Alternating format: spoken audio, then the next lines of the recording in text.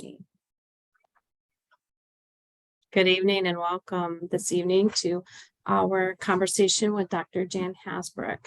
I want to just take this moment to share this QR code that has the Reed Washington site to donate. This is Dr. Hasbrouck's nonprofit that she provides science of reading and other type of trainings to Washington, but particularly to the country. Everyone has access to it. In the chat, you'll also find a link, and I've just asked for you to be any level of gracious that you would like to for Dr. Hasbrouck. She's provided these last 2 evenings with us for free, and this would be a great way to say thank you to her in the best way that you feel comfortable to do so. I will run this QR again at the end of the presentation so you have opportunity. And then I ask again for you to consider you'll always see this with any of my presentations on this site. Consider joining your local chapter of the Reading League. The Reading League is an organization committed to providing access to the research and evidence-based practices connected there to empower all stakeholders, parents, teachers, systems as a whole. There's a really great new set of opportunities for parents, learning opportunities. So please do check out your local chapter and the parent organization. Again, this QR code will get you straight there. Otherwise, you can just look up the Reading League at thereadingleague.org. And with that, I'm just going to give you a minute there. Go back again to here's Reed Washington if you didn't catch it. And I did put a link in the chat, and I will link the Reading League in the chat as well. I'm going to stop sharing and turn the platform over to Dr. Hasbrouck and thank her for this time. And thank you for joining us. And let's get going right away so we have every minute. All right, very good. Well, thank you all for being here this evening or afternoon or early morning or whatever, wherever it might be where you are. I'm in Seattle, Washington, so late afternoon, I guess we would call it. I'm looking forward to continuing our conversation about coaching, focusing based on the model that I have developed over the last few decades through my own fear and desperation, starting off as a coach without any guidance or any model or any clue what I was doing. And starting fear is a great motivator and generated a lot of research and work and practice and learning and failures and successes along the way. So I don't know how many of you were here last time, but we had a rather informal chat. I did a lot of the chatting, but we had some good questions along the way. One of the questions that came up, and I'm not sure if it was from one of the participants or if it was from Rebecca, was a little bit more about asking for a little bit more detail about the 3 roles that we define inside the student-focused coaching model. So often when I'm presenting on the model, I do have some slides that I use. So Rebecca thought it might be a good idea to do that tonight. So I'm going to share just a few slides and use that, I hope, to generate some conversation. So I'm basing my thinking these days. I've had the opportunity to write down my thinking and the evolution of this model. This is the second version of the book on coaching. I wrote actually 2 small books with a previous co-author, Carolyn Denton, and now I have the wonderful experience of working with Daryl Mickle as my colleague and co-author. So last time, of course, any good model of anything should have a clear, focused definition. And the one that Daryl and I are using now, the evolution, as I said, of decades of work, we consider student-focused coaching to be a cooperative, ideally collaborative. So let me pause better on those commas. This is a professional relationship. We're working together, and we really want it to be cooperative minimally, and ideally, ultimately, a collaborative professional relationship where colleagues are working mutually. We're mutually engaged. This is not a top-down, directed model of coaching. We hope that it would be collaborative along the way. It's a very flexible model, however, so if people need us to be a little bit more directive, we can be. But we see from our work, from our research, from the research of others, and my experience in the field, it works better when it is truly collaborative, and with us being mutually engaged in efforts that help maximize every teacher's skills and knowledge, with a very specific purpose of enhancing student learning. And we put learning very broadly. That includes behavior, that includes social emotional well-being, but the focus of schools being academics, we focused on learning there, knowing that it's multifaceted and multidimensional. So we work with all teachers. We are not the coaches that work with the weak teachers or the struggling teachers. We work with them as needed and as they wish, but we work with all teachers. And I mentioned, I mentioned quickly last time that within our work, we found it helpful to talk specifically about 3 different roles. And we've labeled those roles the facilitator, the collaborative problem solver, and the teacher learner. And oftentimes in the real world, when we're doing real work in real schools with real teachers, our work is not in always easily defined activities. There's a blend and a meld, and all of that is fine. But in creating a model, we want to be sure that we're really clear. And we do find that there seems to be categories of activities that fit into these 3 roles when we're doing the coaching role. And of course, I should put up there that there's always the other category, the category of the way we spend our time that is not engaged in supporting the professional learning of teachers. There's always that, but we're really comfortable and feel a certain amount of pride about our categorization of these 3 roles. I hear some of the other models of coaching are not quite as clear, that there really are different legitimately valuable things that coaches do. So we always put the facilitator role first. And I really like that because, again, some of the other models of coaching that I look at don't seem to acknowledge that not all teachers need to be developed or learn a lot from you. Some of them simply need support, or they may not even need very much support at all. But the good, hard work of teachers, there can be a way for us to look at facilitating that. We don't need to get in and change anything. We facilitate that work. And we have found that when we accept that role and take on that role, it helps with a lot of things. We put all the work that we do when we are assisting with logistics. And if you're currently working as a coach, you know that that's very valued by teachers who only have 2 hands and so much time, and they just need to make a phone call, or they need to run down an extra book, or they would really like a copy of an article that they heard about. So logistics can be all different kinds of things. When we do that kind of work, it does help build relationships, but we also put that work of specifically, systematically building the relationships with our colleagues, because the time spent doing that should be valued. You can't work as a coach unless you have some kind of professional relationship with your colleagues, and that takes time to develop. So when we do that work, we put it under the facilitator role.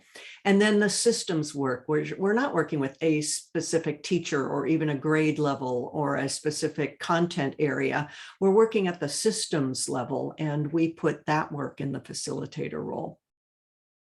The second role for a student-focused coach is the collaborative problem solver. And we definitely identify that as the key role, because in our work, our study of the model, our implementation over the last 30 years, we find that when our coaches engage in collaborative problem solving, using the strategic process that we have developed, everything works out best. Students, the outcomes for students are the best.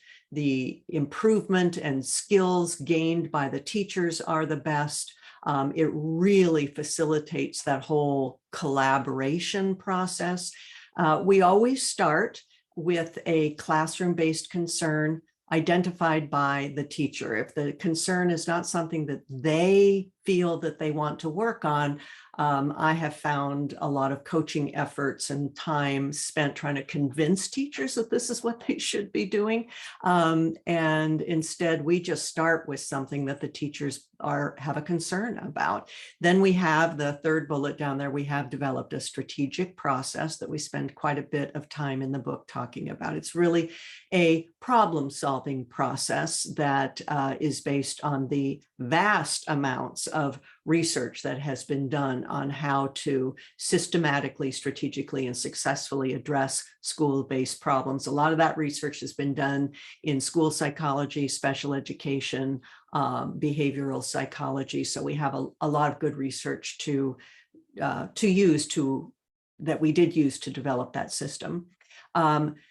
And of course, the main job, we talked about this last time, the main job of any coach, whatever role you're using, is professional development, professional learning. Your job is to help teachers acquire and develop and maintain and strengthen the skills and strategies that make them effective. We embed that PD within the problem solver process.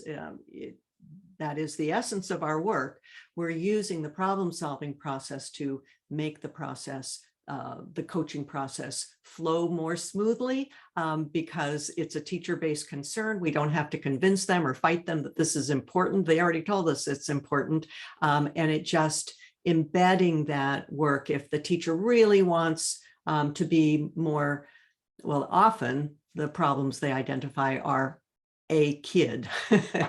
I've got a problem with this child. And when we as the coach dig a little bit deeper around that, it often has to do with that child's process. The child is a concern to the teacher because the teacher really lacks skill or strategies to address this child's behavioral needs or academic needs. So the PD can be to help the teacher strengthen those skills that they then use with that child and usually all their students.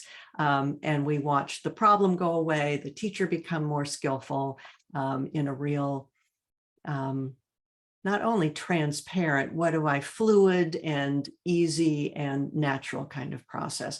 We've also found that engaging in collaborative problem solving with a colleague, that is the best way to build collaborative relationships. We can tell people how wonderful we are, and we can tell them that they should really trust us, and we can tell them how much we know and how helpful we can be. They can listen to other people tell them that.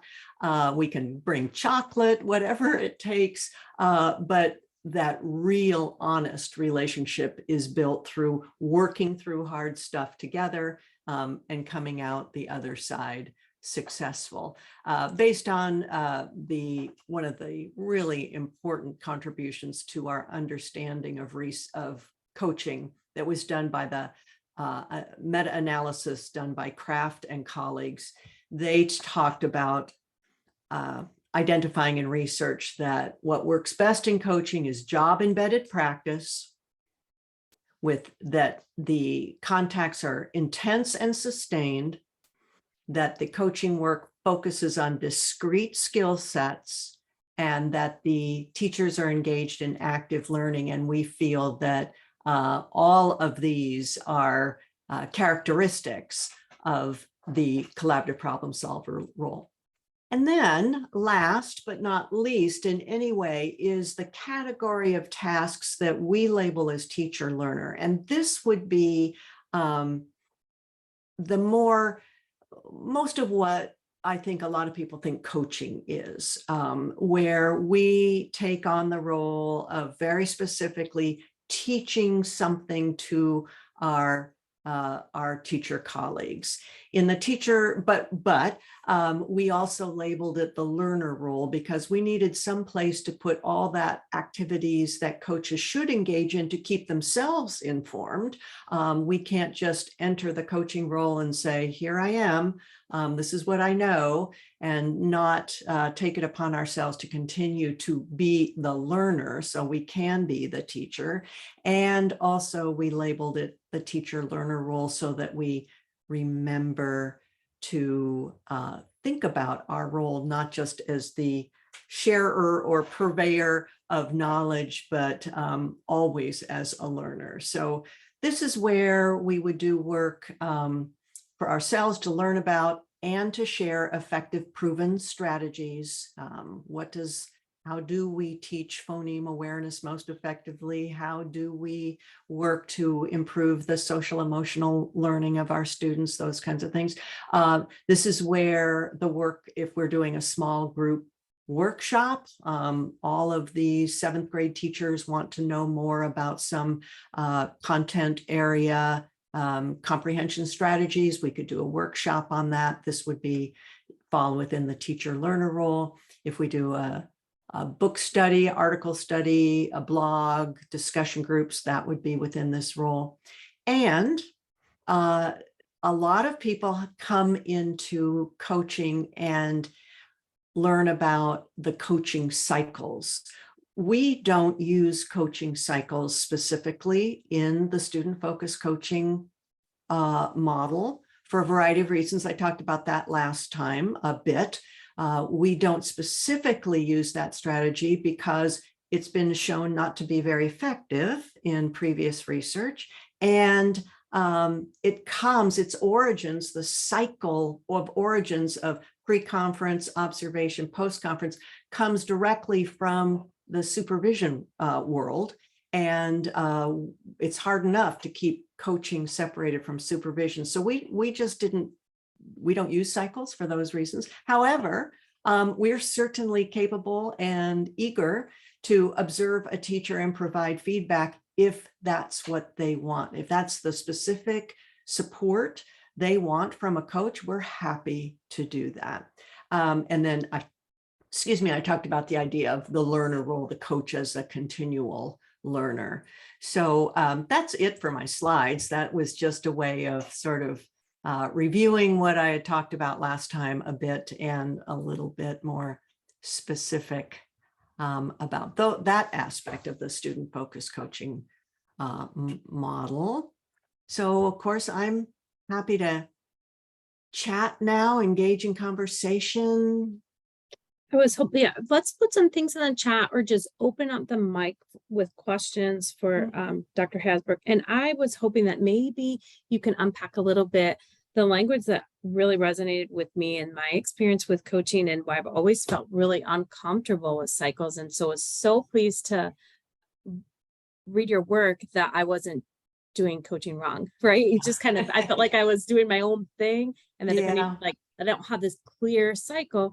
And this language was really resonated with me. It's intense and sustained because we start the work and we're doing work and there isn't this next step that should be clearly defined in some unknown cycle world, right? Yeah, that you do this next and then you need to do this next. But that's what, when you're really collaborative, maybe that's not what happens. So I wonder if you could speak some more about that as far as maybe some real life examples. Yeah. Particularly for many of our coaches that have joined our network, this is year 0 or year 1. Right.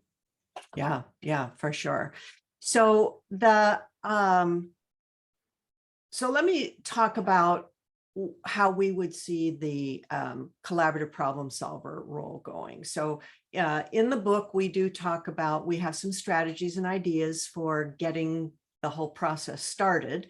And there are many, but one of them is to simply visit with teachers, visit their classroom or bump into them in the hallway or the parking lot and be prepared to ask them 3 questions that we call the facilitator questions. And they're basically, what's going well? You start with something positive. What's going well with you? Do you have any concerns about any of your students that you would like to share with me? Although that asking it that way, do you have any concerns about your students? That's obviously a yes/no question.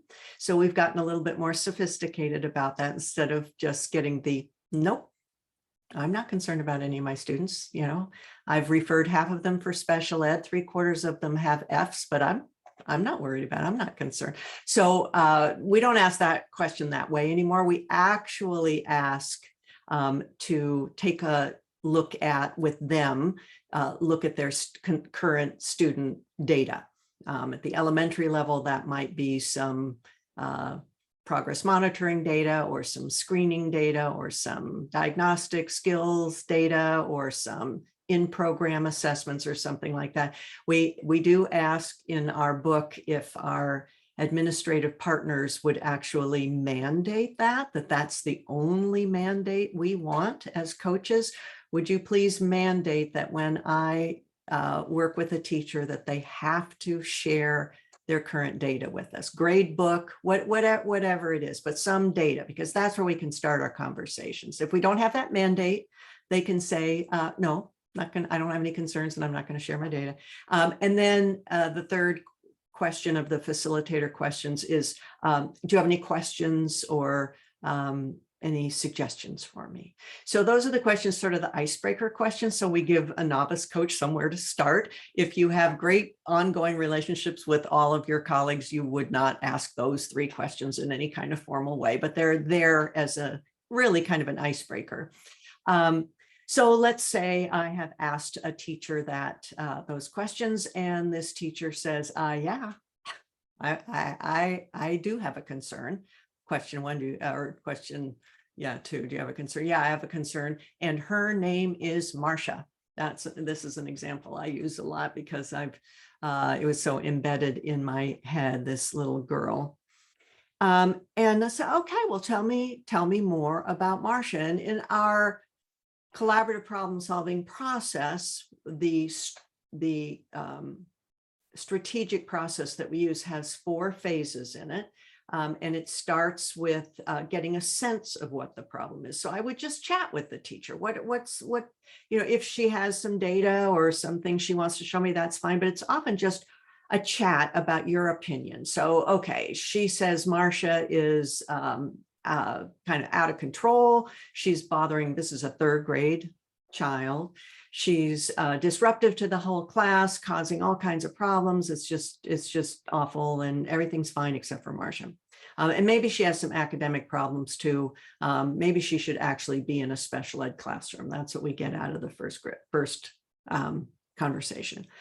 So my response to that is to be very trusting, very sympathetic, empathetic, if I can be, like, boy, that sounds like a real challenge. I'm so glad that you've shared that with me.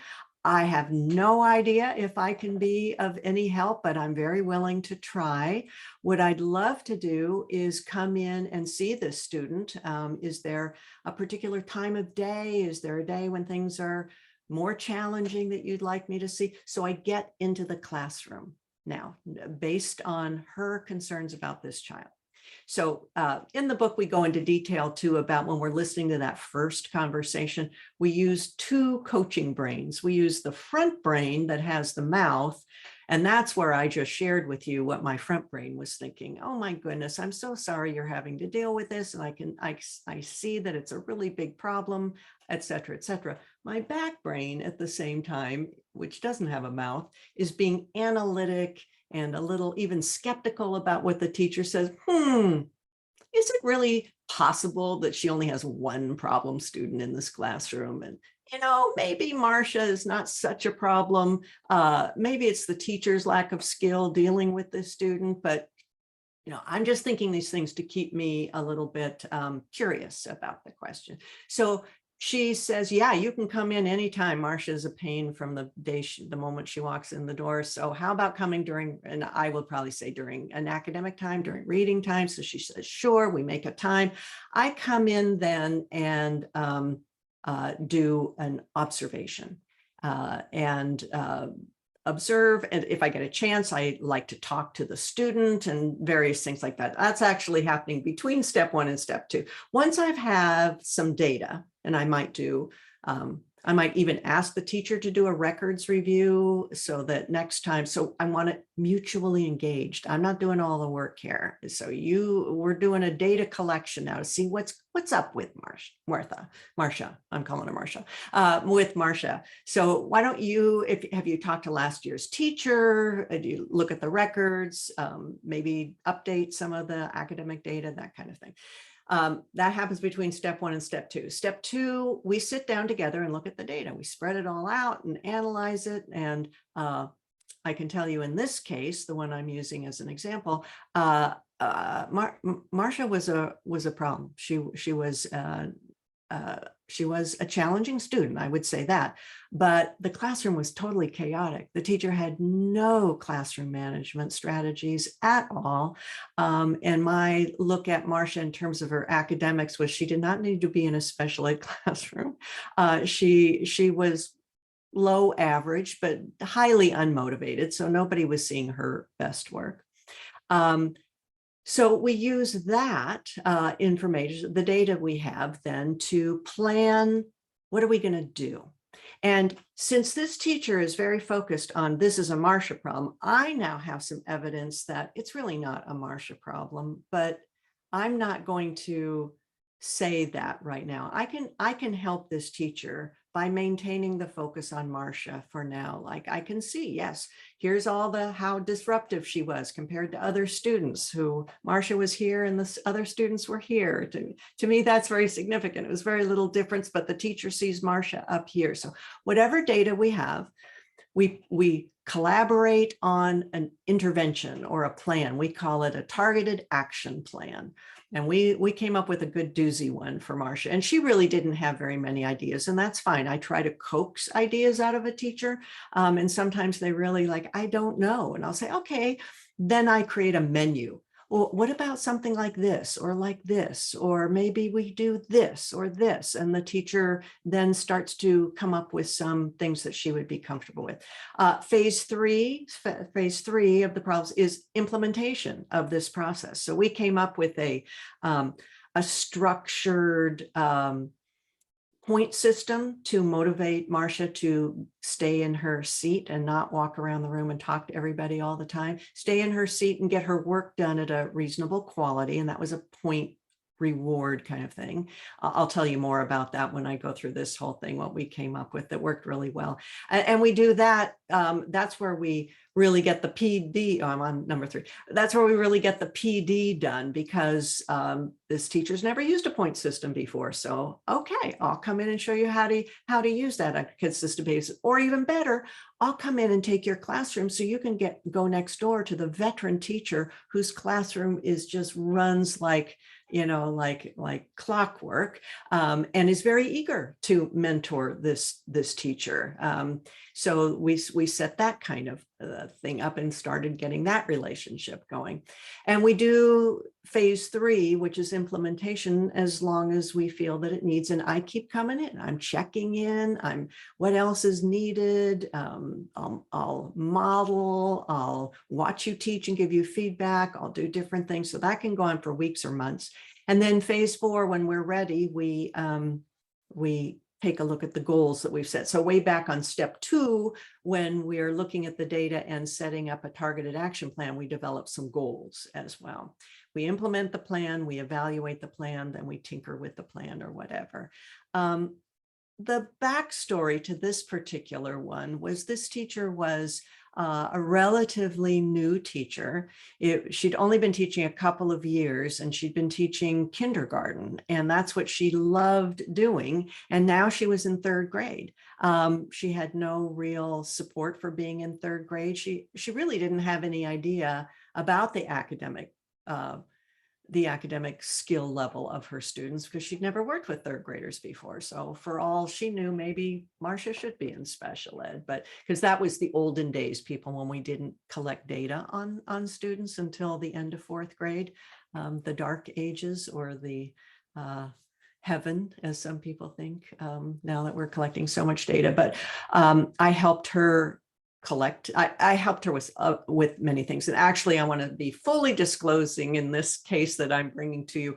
I was the supervisor of a coach. So I didn't work with this coach, or with this teacher directly, but I was very involved as the supervisor of the coach, who did a masterful job. So this teacher was scared to death. She was about to quit. What was going on in the background was she finally trusted the coach well enough to confess that she barely got through every week. Every Friday she went home and told her husband she was going to quit.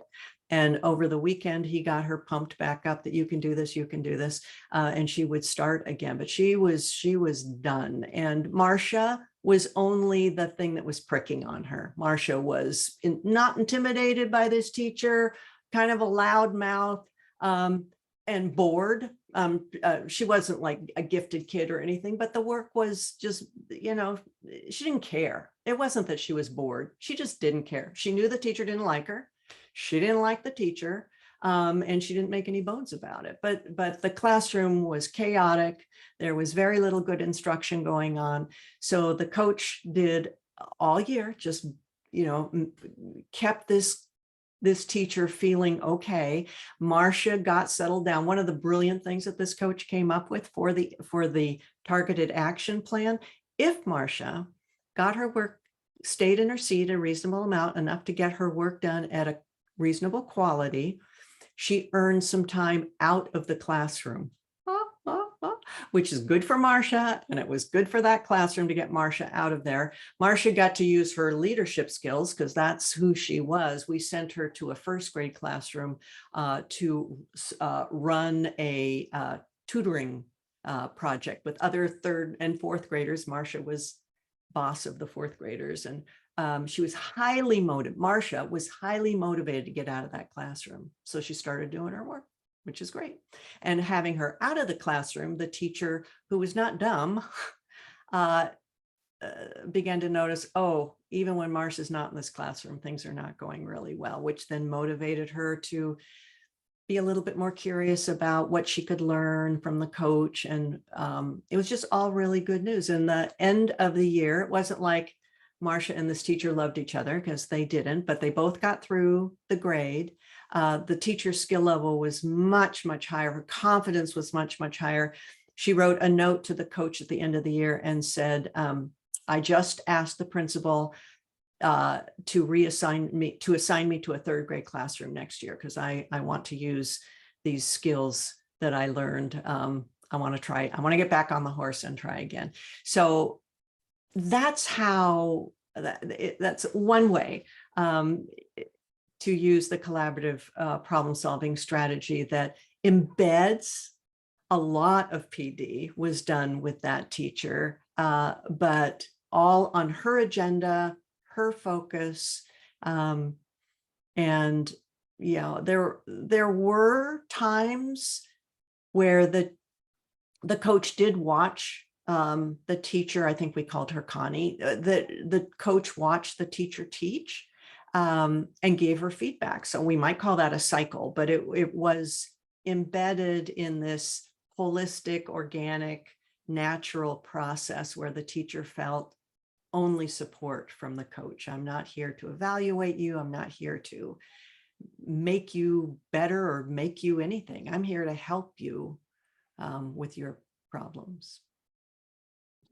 Thank you. I think that some of the language that I just heard out of there is the holistic and the organic, and to help, because I think this misunderstanding a lot through multiple layers, right? From the teacher to the coach to the administrator, often is the idea of coach as fixer rather than coach as collaborator. Exactly. So, and maybe even feeling like we need to justify the job by being the fixer. And I think this might be some of the most important messaging that might need to get through to our newer colleagues is it's okay for it to be, and it's ideal for it to be organic and authentic, but at the same time, you're very strategic and intentional because like you That's right. said, right? So That's right. um, We're we not live just there that, hanging yeah, out in the classroom, being this teacher's friend and patting Mhm. around the whole time. That back brain of mine is and I know the coach who actually did that case, but when I'm coaching, my back brain is very, very activated. How am I using my time? Am I being strategic here? How can I help this teacher the most? If this teacher is being, this teacher was early, because she was so desperate, she was very eager and open. If you find you're working with a teacher who's kind of, we might say passive aggressive, who's pretending to be eager and open and working with you, but not doing anything, you need to take note of that. And it's not a good professional decision for you to spend more and more and more time in that classroom. Move on to another teacher who's ready to avail themselves of your services. But then go back. We make sure that our coaches stay in touch with every teacher to keep those doors open. But the work that we're doing in the classroom looks like it could look like I'm befriending and just being there to be a supportive person to this teacher. But we know that our job is professional development, focused on student academic outcomes and needs. And we're strategic the whole time we're doing all of this supportive work that facilitates, allows us to do the professional development. Mhm. And I love that. It's not something next step, and do know as a new coach that takes some massaging and understanding where you are. And one of the things that you lifted is having that supervisory coach. So the other thing I often recommend too, I ask people, who's coaching you? Who's that person you can go to? Right. So that's why I appreciate having you. And that's part of this network. So what questions do you have? Those of you in the audience participating here, while you have Jan, I can read that to you. We have Kelly Roarsh says, I'm a new instructional coach at the high school level, a brand new position in a district after 30 years in another district. Best way to get teacher buy-in? I know many high school teachers tend to struggle with this. Kelly, high school teachers struggle with this. You working with a coach? What are they Working with a coach, Oh, and they're, because they're afraid. For me, I always think, I don't know what I don't know, it's going to make me better. So how to approach teachers that think, well, if you're going to work with me, that means I did something wrong. So in my experience in trying to work with other teachers, that's it. So that's kind of my biggest concern. Yeah, that's a big one to get over. And that's why a clean slate is a wonderful thing to have if we can really get to our administrator and help them understand what we envision our role as being as provider of professional development, not a fixer of teachers. If we get their buy-in, and then they who have some power and authority, which we as coaches don't have, can clearly and accurately communicate that to teachers. That's ideal. And we know we don't always get that. Then it's up to me to do the communication teacher by teacher and understand what my role is as clearly as I can, so I can communicate it as clearly as possible. And doing that I have found it best to do that in multiple formats, a little email blast to everybody, maybe a poster in the faculty room, maybe a note that you put in like a physical piece of paper that goes into the mailboxes, along with the visits, walking the hallways and attending their meetings or whatever it is. Get that door open. And yeah, I have to say, over the years I've been coaching, high school teachers are the most challenging in my mind. One of the greatest, not the happiest, but most profound moments I have working at a high school was I don't even remember how, but I don't know. I showed up at the door at the classroom of a teacher, and I think he was expecting me. That's the part I don't remember, but he met me standing outside his classroom. The door is closed behind him and he's standing there with his arms crossed outside his door, closed door classroom. Not the most welcoming of postures. And the first thing he said, well, he asked me, so you're the coach? Yeah, like the coach, like, ha, ha, ha, that's such a funny. And then he said, so I teach back there in that classroom, I teach chemistry. Big pause. How many years have you been teaching high school chemistry? And I remember, I said, well, I'm the coach. I'm the instructional coach, and I have never taught high school chemistry. So I can't help you with that. And I don't know if I'd be able to help you with anything, honestly, but what I'm here to do is to find a way to be helpful in the important work that you're doing. I can't teach chemistry, but I have been, if you've got some kids who struggle with reading reading or writing the lab reports or reading your textbook, kids who are having trouble studying for a test, kids who are maybe having trouble focusing on the work with their lab colleagues or something like that. I don't know that I have the solution, but I'd be willing to, try more of this. And then he said, okay. And he opened the door and walked in. And we did collaborative problem solving. He identified some kids. We worked on some ideas. He implemented the ideas. And one of my biggest success stories was him. That's the reason why he's really in my head, because later, I don't remember how late, but later that school year at a faculty meeting, he said, I've been working with Jan, the instructional coach. She's good. He was a man of few words and everybody knew it, but he gave me a chance. We were successful. That was good. But it's not easy. No, it's not easy. And that getting that spark, we talk about it as the spark of cooperation. You can't burst into their room and do anything. They have to at least say, okay. And that, okay, is the spark. And maybe we can make that spark grow, but it takes somebody to say yes to you. That one was very successful. Not all yeses go in a positive, but the more you try, you learn some things. It's really the relationship. It's that one-on-one or group. Sometimes we coach groups of people, but try to get their attention. Try to get that spark.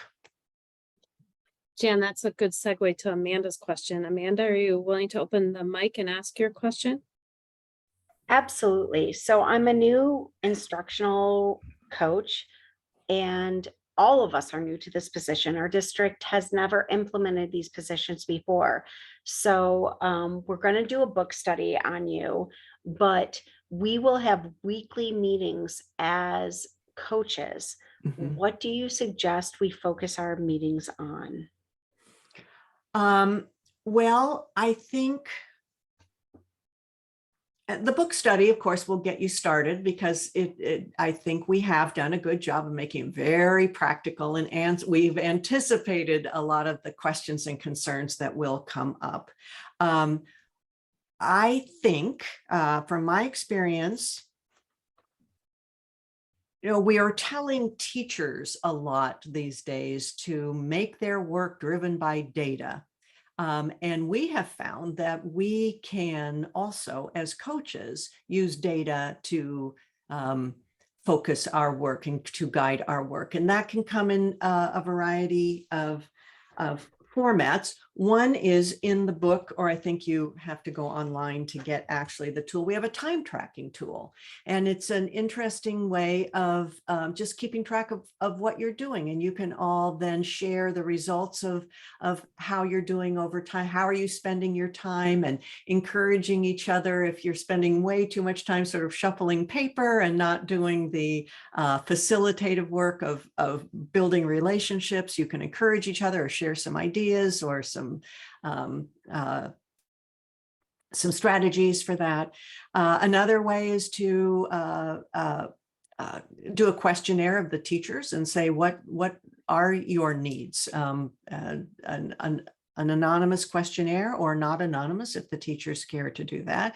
What are some of the things? And if you're literacy coaches, you can format that around is phoneme awareness, is it fluency, is it comprehension strategies, and see if there's some kind of consensus, and maybe there's some consensus around a grade level or something like that, where you can start then to do a bang up little workshop or book study or something with them. And then they say, hey, these coaches actually know something, and maybe I'll approach them for other things. You start showing some credibility. I mean, proving your credibility and building some trust that I say, I'm going to have a book study. I do the book study goes well, that kind of thing. So it sounds like you're suggesting like a team approach to these positions, that like when we sit down in our meetings, we look at this and say, hey, this is what we can offer as a team, not just as a building, but as a team of instructional leaders. I think that could be a good way to do it. I have found that very effective, but I've also found that once this team of coaches kind of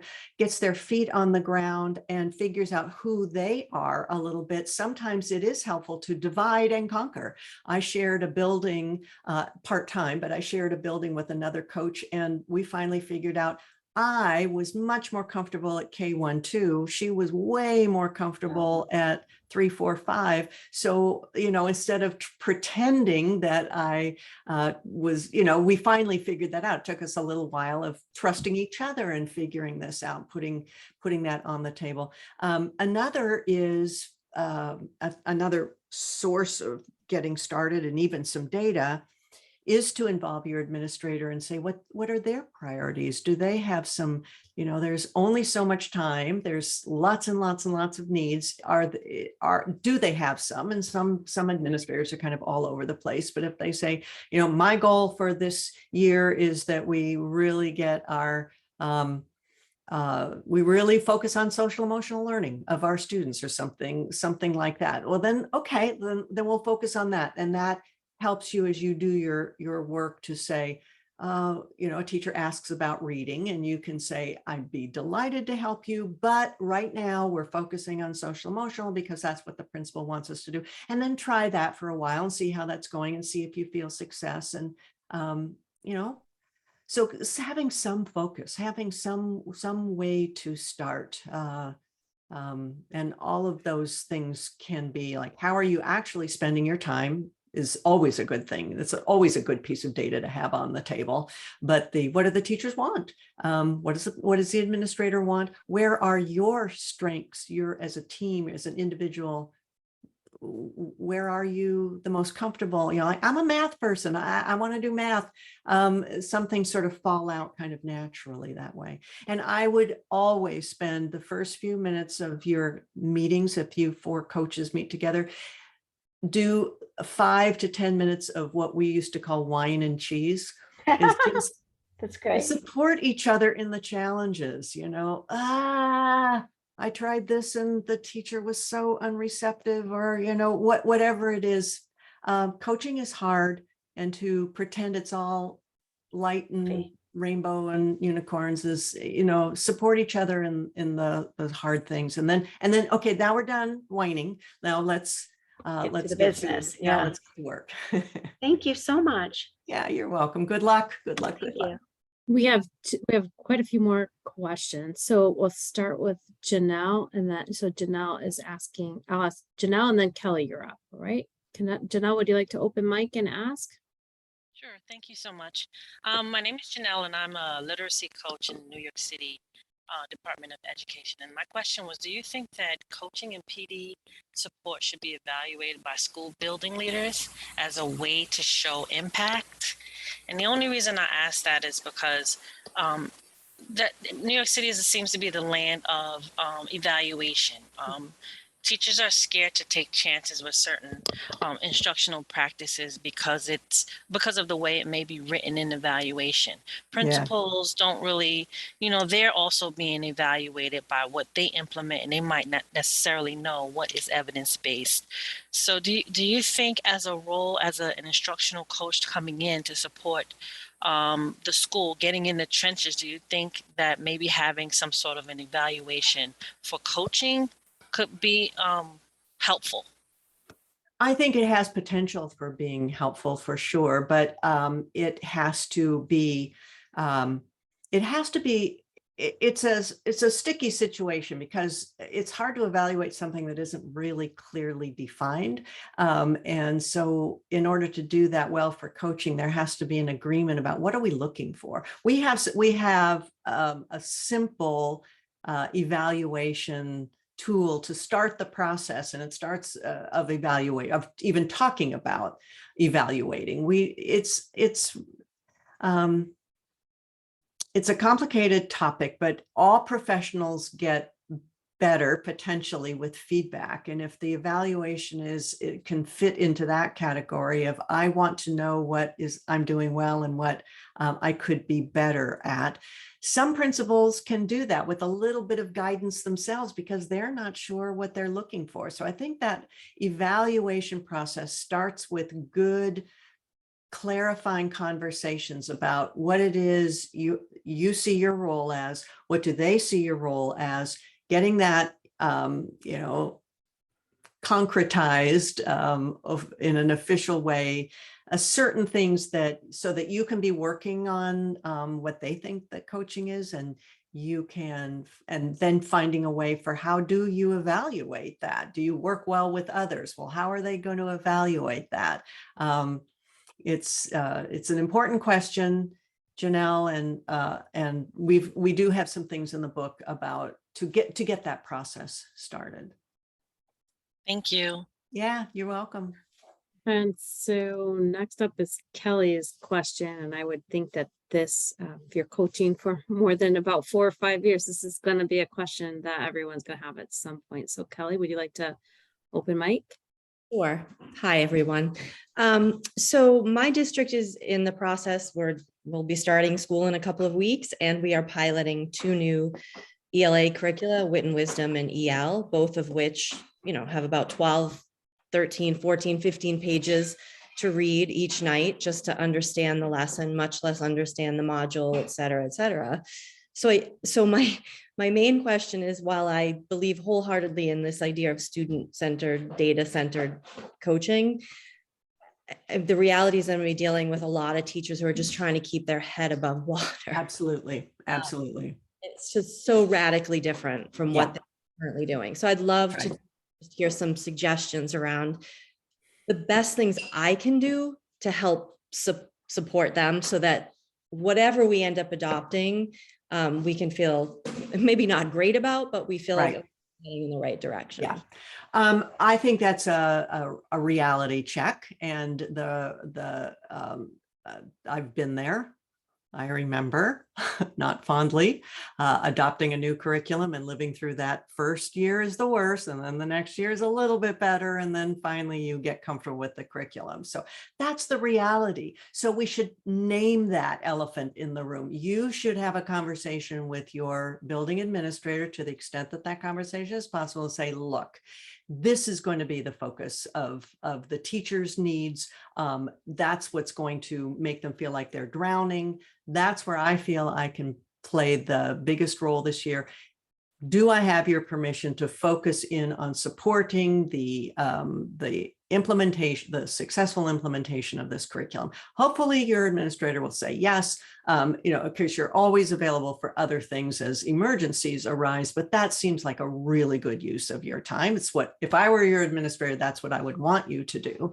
And then be as equally clear and transparent with your teacher colleagues to say, as your coach, I'd like to be here to help you with anything that comes up in your classroom, but the big thing, we're all biting, we're trying to eat this elephant one bite at a time. And the principal and I have agreed that that's where I'm going to focus my, I'm not an expert in this curriculum. Wouldn't that be nice if I were? I'm learning it with you, but I'm going to take that role. I'm going to be a learner this year alongside with you. And I'm going to devote my time to be on the internet to find any great ideas that other people have had. And when I find something, if I learn something, I'm going to share it with you to make sure that this challenging year we're facing goes as smoothly as possible.